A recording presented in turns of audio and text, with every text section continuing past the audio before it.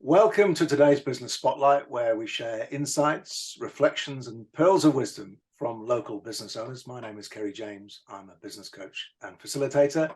And today, the Business Spotlight is on co-founder of Food Sorcery Cookery School, Helen Jack. Good afternoon and welcome to you, Helen. Hi, nice to see you. Let's get stuck straight in, if we may, please. Okay. Food Sorcery Cookery School. There's clearly a clue in the title, but please tell us a little bit more details about how long you've been in business and what you specialise in, please, Helen. Okay, well, we've been open for nearly 7 years. We've got 2 venues now, one in Didsbury and then one in the centre of Manchester at Deansgate Square. We do cookery classes is our main sort of point of call, but the majority of the business, or a good third of the business, is team building. So we do a lot of corporate team building, and we've been doing them at both the Didsbury side and now since we opened in Deansgate Square in November.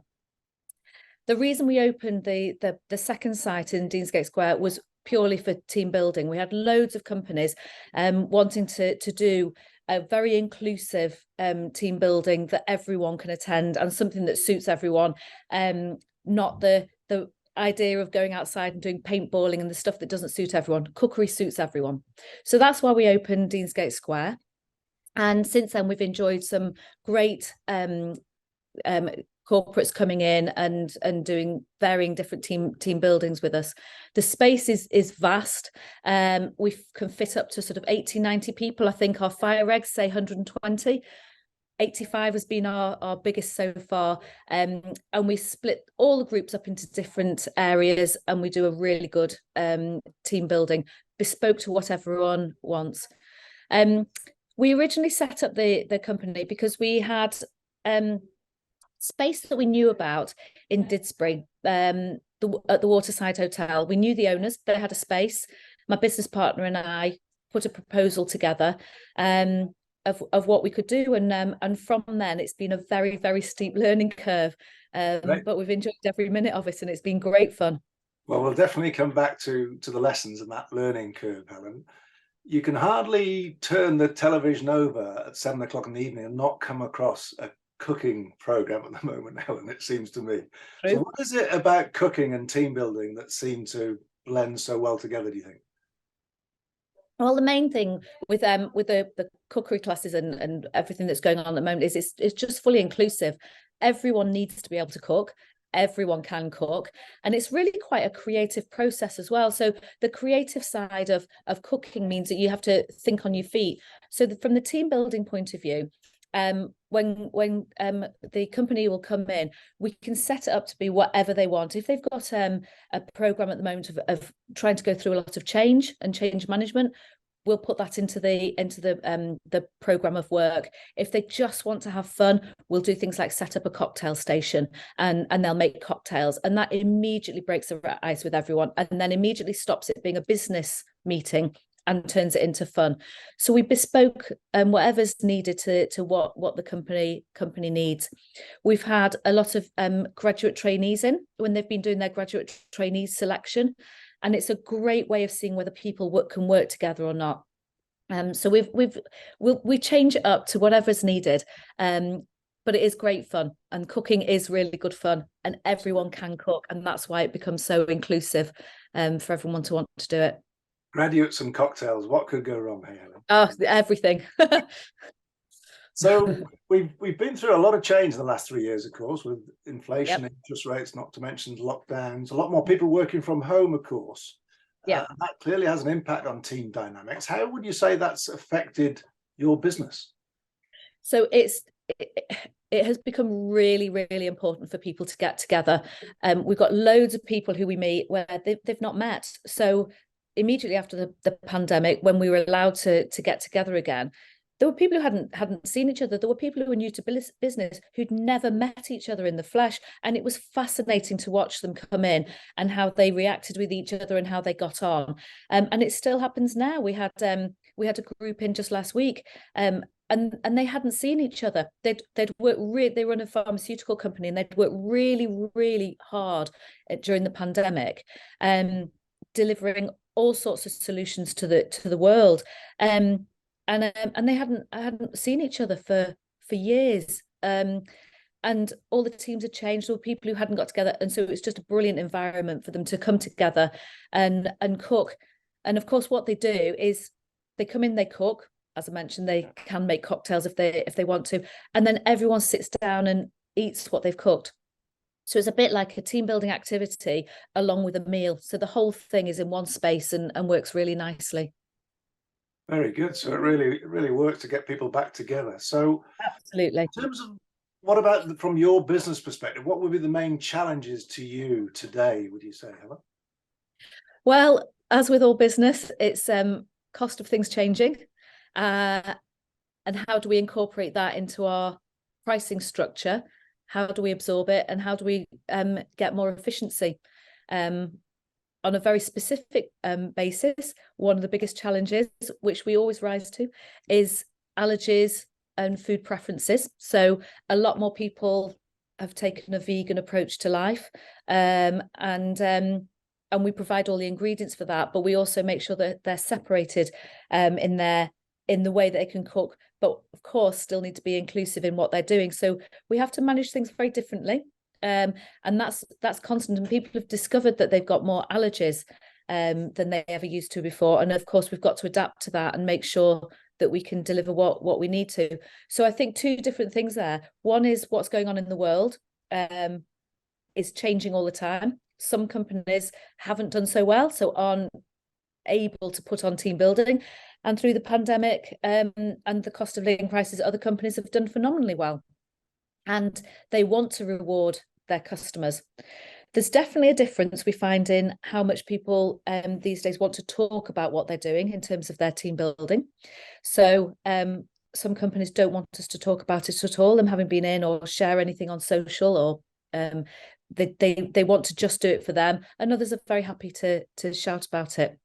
So like I say, one side is reacting to what's going on in the world, and then the other one is the cultural changes that were happening with people and how we need to adapt to make sure that we can actually remain inclusive and keep everyone working collaboratively. What about your own team building then? I'm sure, clearly running a cookery school or a team building class based on cookery, it's not just about cookery skills, clearly it's about engagement and communication. What about your own recruitment challenges? Has that been something? So yes. I feel like we've all been, everyone in hospitality has been hit by the same thing with the issue of getting staff. And of course, we've been through our own curve with that. What has happened, though, that maybe is a little bit in our favour, is that a lot of chefs have decided that they don't want to be chefs anymore, but they do want to do freelance. And because we have a number of different chefs delivering different types of cuisine or classes or a different delivery, a different type of person, we've maybe slightly benefited from that in terms of chef. So that's kind of still hospitality, still need the staff, still need the front of house staff. But from a chef point of view, actually, weirdly, we might have just benefited slightly. Very good. So turning towards the future then, Helen, you mentioned your 2 sites. What aspirations have you got for the business, and what does it look like in the next 5 years, say? Okay, so we would really like to open more sites, but in different cities. So what we've obviously found is the team building element is or that, and the cookery classes are our blueprint, if you like. And opening in the city centre is important because that's where businesses are based. But most importantly, it's where people can get home from. So team building companies or corporates want to have it in a city centre, so it's very easy for everyone to get home from there. And that is hopefully what we'll do, open another few, let's say. Another few, okay. And what about the learning curve you mentioned earlier then? I think you mentioned 7 years you've been running Food Sorcery Cookery School. So if you were to give yourself advice on that day one, having had 7 years of experience, what would that advice include, do you think, Helen? Well, the advice is you can do anything. You can do anything you put your mind to it. You have to have the nerve to just go ahead. And once you've made that decision, obviously go for it. But there's loads of new things you need to learn. You need to be completely open to anything. I will admit that 7 years ago, well, 8 years ago, I suppose it was, when we were setting up, I didn't even know how to open a Twitter account. I didn't know how to do any social media. That was a massive learning curve. But then I also look after the back end of the website, and I had to learn coding. So my advice is be open to anything, learn anything, take on any challenge. Interesting. What about other areas, whether it's leadership or finance or people management? What are the other key themes that you Well, think you had to go up a steep learning curve? yeah, interestingly, I think because I'd worked in business for so long, I had a really, really good grounding of all those elements. But of course, we're a small business, so we don't have an HR department. We don't have a finance department. So we have to do all those things. And if we don't do it, it doesn't get done. But I think we both my business partner and I did come to the business with quite a wealth of knowledge. It was it was the things we weren't expecting that we had to learn about, if that makes sense. Mm-hmm. Absolutely. Okay. And thinking about your ideal customers, I guess you've got quite a range of customers. What might be a typical business that would be investing in team building? Is there a kind of ideal customer you've got in mind? So from an ideal customer point of view, an ideal corporate, it's any corporate that really wants to get into out of the office, talk about anything but work, want to get their team together, bonding, talking to one another, and actually doing something that really is quite outside the box, and just getting them to talk, getting them to be together in a different environment.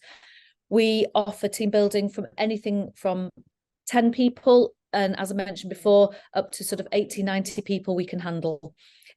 So we've done big ones, small ones. It all depends what the customer wants to do. So it's any corporate with the attitude that they want to get their team together.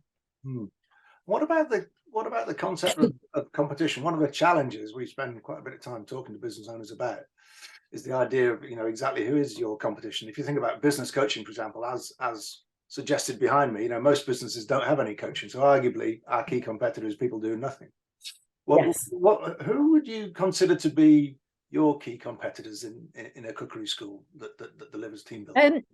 So other cookery schools and other people who do event or team building events, and that's really who we're competing with. So a lot of companies will go and do something like a crazy golf, or an escape room, or they'll just go for a meal, and those are definitely our competition in terms of other things that you could do. Other restaurants who do cookery team building, so those kind of events. But we do really offer something really quite unique, because we're in a completely unique space. You have it bespoke to exactly what you need from your company, and because it's it's devised as an event space, it works really well. So we do sit in a unique position. It does come at a price, and obviously when you compare us to something like doing a crazy golf or a breakout room, the cost per person is higher, but you do get everything in one space. So there's space for a meeting room, so you can have or a area for meeting with a screen, so you can do presentations to everyone. And then on from that, we've got this entire space for everyone to move about. And then, like I said before, they're cooking their meal, so the whole event then culminates in a very sociable meal. So whilst we have got competition, we're quite unique in where we sit in the market. I'm sure you've got plenty of clients that come back more than once, Helen. What sort of feedback do you get for them, and why do they choose to come back again? Well, they find that everyone enjoys it. We get some naysayers, and we love those. We love people who come in going, I hate cooking. I'm not going to do cooking. And we completely convert them, because it's just fun and it's quite creative. So we don't follow recipes. It's like an invention test. They can decide what they want to do, and everyone just thinks that's absolutely brilliant. Chefs there to help them out, to guide them on what they can and can't do. And because they're in groups, you find that you find your place. You find someone who sort of is the support role and says, oh yes, I think you should put that in now, and yes, let's do that. Or there's someone who's just rolling, shaping the ball of dough. So we get great feedback. We have a lot of companies who do come back to us. They really enjoy what they do. A lot of companies are recruitment companies, so they come in for their monthly get-togethers that they do, and they always want to choose us, especially when we do the cocktails. They do like that. Very good. Excellent. Well, it's been thanks so much for your time and your input today, Helen. Final question or final question for you. If somebody is watching this and is wondering what might the next step be and has got some questions for you, what would you suggest as an offer or a next step? Well, we can chat to you on the phone. So just ask what we do.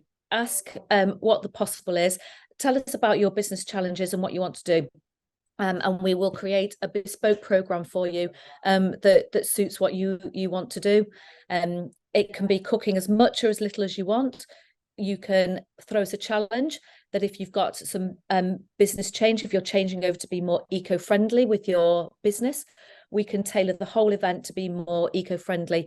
If it's about business management, we can tailor it to being business management. So get in touch, call us, and we can talk you through all the different options and what we can deliver. And last but not least, of course, what's your favourite cocktail? Mine's an old-fashioned. I like the classics. I know everyone likes all the fun, exciting ones, but an old-fashioned with a very, very big chunk of square ice in it, a nice peeling of orange, fresh orange peel. It's just been charred a little bit, and a lovely whiskey. Very good. Well, just for my education, what exactly goes into an old-fashioned, Helen? Whiskey. It really is. It's whiskey and ginger ale, and a slice of orange peel, which is just a little squeeze of orange in there as well. But you like the orange peel, and that just gives it a nice little smoky taste. There we go. Well, I certainly didn't expect to get into cocktail recipes today. It's been an absolute pleasure, and thanks so much for your time and input, and all the very best with Food Sorcery Cookery School. Thank you very, very much. Look forward to seeing you there.